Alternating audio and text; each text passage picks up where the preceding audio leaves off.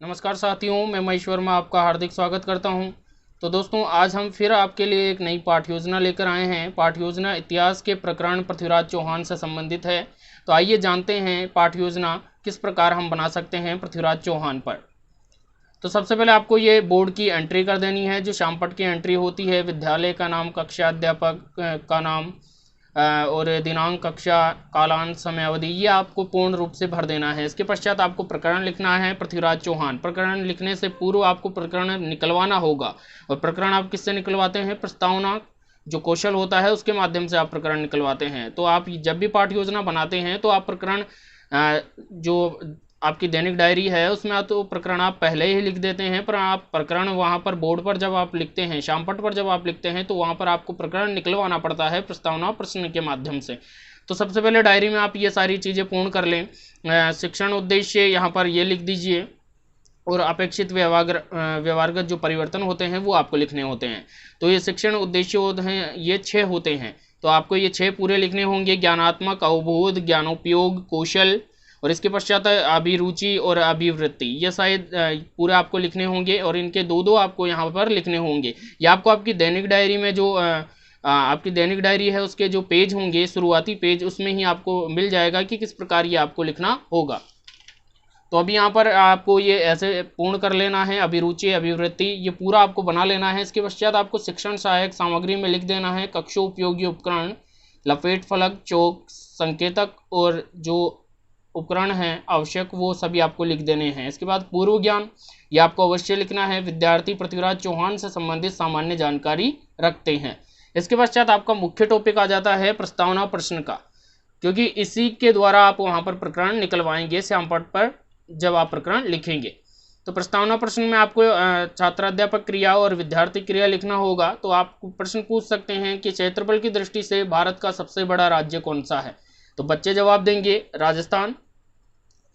यहाँ से जिगजैग आप बना सकते हैं, राजस्थान का हृदय स्थल कहलाता है, तो अजमेर हो गया। अजमेर नगर की स्थापना किस वंश के राजा ने की थी? चौहान वंश के। चौहान वंश का सबसे प्रतापी राजा कौन माना जाता है? तो सम्राट पृथ्वीराज चौहान हो गया। और फिर आपका जो समस्यात्मक प्रश्न है वो 5वां आ गया, पृथ्वीराज चौहान के बारे में आप क्या जानते हैं?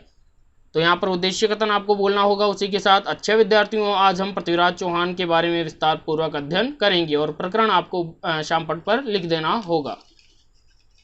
इसके पश्चात आपका आता है प्रस्तुतिकरण, कि किस प्रकार प्रस्तुत करेंगे आप उसको। तो पृथ्वीराज चौहान का परिचय, यह आपका प्रथम शिक्षण बिंदु होगा। और इसके साथ ही आपको विकासात्मक प्रश्न पूछने होंगे। तो विकासात्मक प्रश्न 3 आप बना सकते हैं। पृथ्वीराज चौहान का कवि व मित्र कौन था? चंद्रवरदाई। चंद्रवरदाई ने कौन सा महाकाव्य रचा? पृथ्वीराज रासो।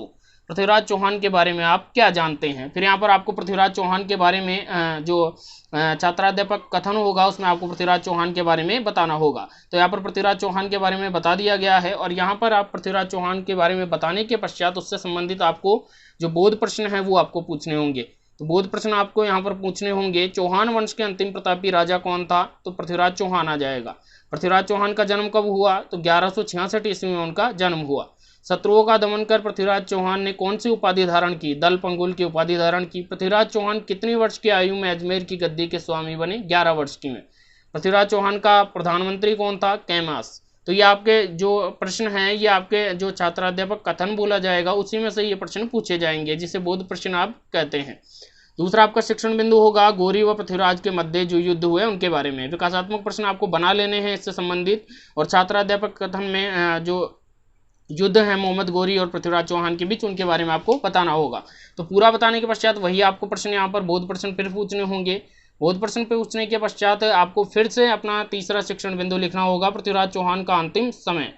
तो यहाँ पर आपको विकासात्मक प्रश्न पूछने हैं वापस, और फिर छात्राध्यापक कथन आपको पूछना होगा, जो बोल आपको बताना होगा बच्चों को व्याख्यान कौशल के माध्यम से। विद्यार्थी क्रिया में आप अवश्य लिखें कि विद्यार्थी ध्यानपूर्वक सुनेंगे तथा महत्वपूर्ण बिंदुओं को अपनी उत्तर पुस्तिका में लिखेंगे, आपको जरूर लिखना है। और यहाँ पर फिर आपको बोध प्रश्न पूछने हैं। बोध प्रश्न पूछने के पश्चात आपके आते हैं मूल्यांकन प्रश्न। 3 शिक्षण बिंदु हो जाने के पश्चात आप मूल्यांकन प्रश्न पर आ जाएंगे। मूल्यांकन प्रश्न वस्तुनिष्ठ होंगे। वस्तुनिष्ठ के साथ साथ यहाँ पर वस्तुनिष्ठ किस प्रकार के? पृथ्वीराज चौहान तृतीय का जन्म कब हुआ, या फिर जन्म हुआ? तो अजमेर, पाली, राजस्थान या गुजरात। तो बच्चे इसका जवाब देंगे, उसको आपको यहाँ पर टिक करना होगा। इसके पश्चात आते हैं अति लघुरात्मक प्रश्न पर। तो ये भी आपको बना लेने हैं। पृथ्वीराज चौहान के पिता का क्या नाम था? पृथ्वीराज चौहान का जन्म कब हुआ, कहाँ हुआ? फिर लघुरात्मक प्रश्न आते हैं। फिर आता है आपका गृह कार्य।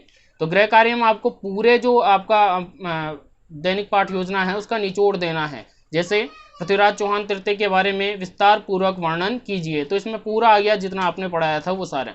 फिर इसके बाद आपको पर्यवेक्षक टिप्पणी के लिए स्थान छोड़ना होगा। तो आज के लिए बस इतना ही। वीडियो को अंत तक देखने के लिए धन्यवाद। यदि चैनल पर आप नए हैं तो चैनल को सब्सक्राइब और वीडियो को लाइक ज़रूर करें।